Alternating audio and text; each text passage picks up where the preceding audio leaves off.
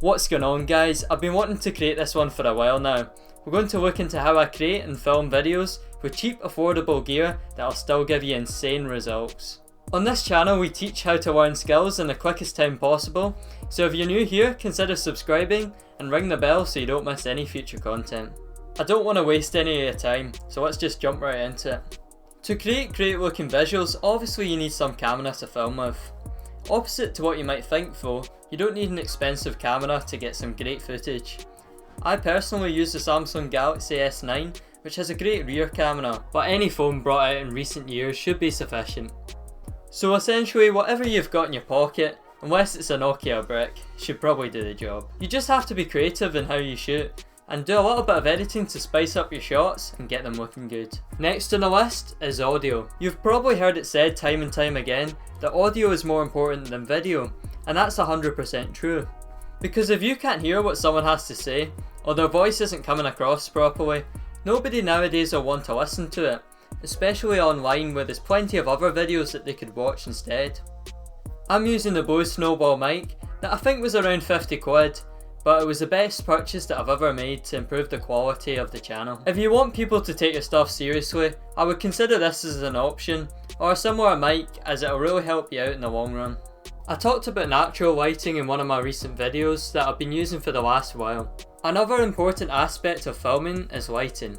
Only this week that I decided to purchase the Aperture ALM9, which is an LED light that has a magnetic diffuser.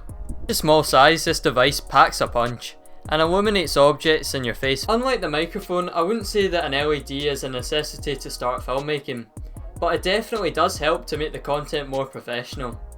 You will find that filmmakers upgrade their gear now and again, but I wouldn't let it discourage you, because there will always be people that want to hear what you have to say. Quick announcement before we continue, I'm doing a Q&A next week, so leave a question for me down in the comments and I'll answer my favourite ones. Let's have a little bit of audience participation, as I always enjoy hearing from you. If I have a microphone, a light and a phone, you might be wondering, Ross, is that all you use to make your videos? Well, I'm not quite finished yet, because you can have all the stuff, but if you don't have some way of holding your camera, your footage will just come across shaky. The Joby GorillaPod is absolutely excellent, as it means that I can twist it into whatever shape I like. It comes in many different sizes, as long as many different prices, but I chose a small one, as it means that I can comfortably set it down on whatever surface that I want. Separately, I had to get a mount that would screw onto the top and fit my phone in it. It just means that I can rotate it about at whatever angle, and it comes in pretty handy at times, until you think you're tightening it and you go to film and the camera tips over, but that's a different story. It's interesting to see how small, almost minute details can play such a huge role in the production of videos. If I see something that might be cool in a shot, like a slow motion of an object from a specific side, I'll try it out, and if it doesn't look good, I'll just scrap it. The majority of creating videos is just a trial and error thing. There's no real right or wrong to it, you just experiment with new ideas, new techniques, and most importantly, we just have fun with what we do. Doesn't matter if you're using a 4-year-old laptop, or even editing with your phone. There's nothing better to me than reaching Saturday and hitting that upload button, knowing that I put in my best effort during the week. Some of you probably are wondering how I keep the motivation to post one video per week to this YouTube channel, while teaching myself editing and the basics of cinematography. The answer is easy to explain.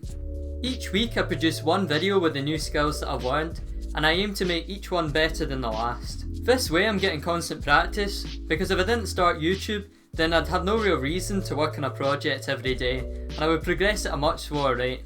I know that some of you already have your own channels, and are crushing it here on the platform, because you know that if you provide value to your viewers, they'll want to keep coming back for more. There are still too many people though that start because they want the end results, or they want 1 million subscribers on YouTube, which is not the right way to be looking at it. Because you'll end up losing track of the reason that you wanted to be creative in the first place. I find when editing more complex projects, I like using a Bluetooth mouse, as it means that I've got more control when scrubbing through the timeline. I hope you have a better understanding of some of the gear that allows you to create videos that people want to watch. If this is the first time seeing this content, and you aren't familiar with the channel, I'm glad to now have you on board. If you'd like to further help out the channel, smash the subscribe button, as it helps the platform recommend the channel and really does go a long way. Remember guys, Q&A next Saturday, so make sure you've got notifications set for that and leave a comment for whatever question that you want to ask me. Check out some of the other videos on the channel in the meantime. That's all for now, and I'll see you in the next one.